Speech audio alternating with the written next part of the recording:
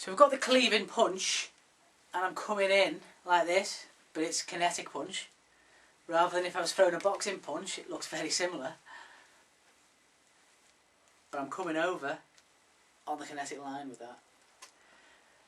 But I've also got the closer punch that I demonstrated, that's basically a really close version of the cleave, but it's a swing, and it swings more.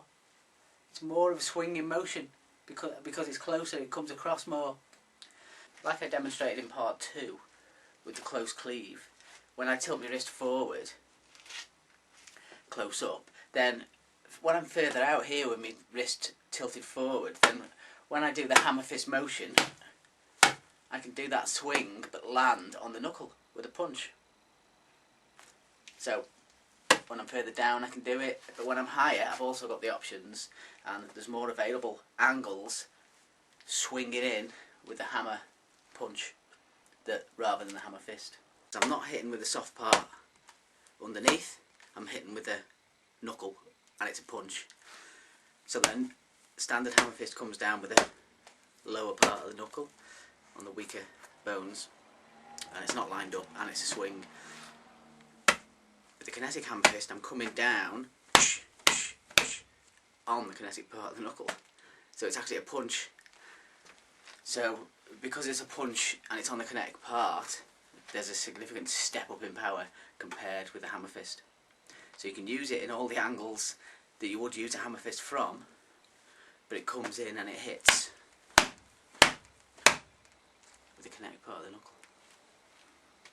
So whereas with the hammer fist, you're coming in and you're hitting with the lower part of the knuckle, with my wrist bent forward here, when I then hammer fist, I'm landing, it's coming in with the cleave, and I'm landing with the kinetic part.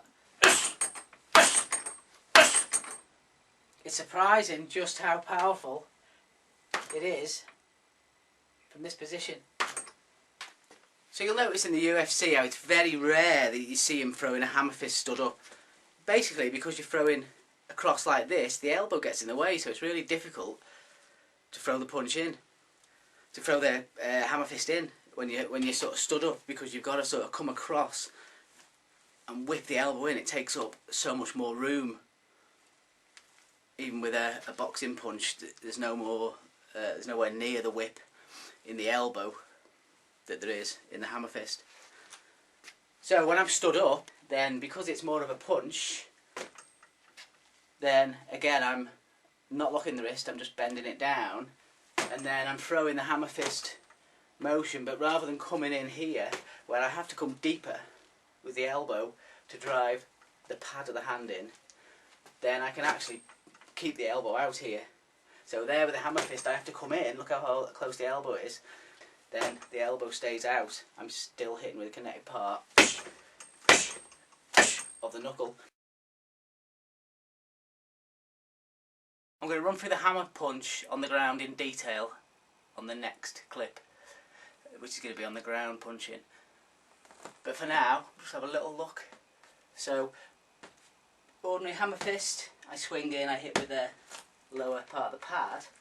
When I tilt the wrist forward for the hammer punch, then I can do the same motion, but I'm coming down with the kinetic part of the knuckle. So, it's much stronger than a hammer fist basically, because it's a punch. I can reach the same sort of positions with the hammer fist. I can hammer fist there, tilt my wrist, I can hammer punch. So another interesting thing, which I'll go to in detail on the other, is you've also got extra reach on the hammer punch than you have with a hammer fist. So that'll be on clip number 4, and that's going to be on the ground punching.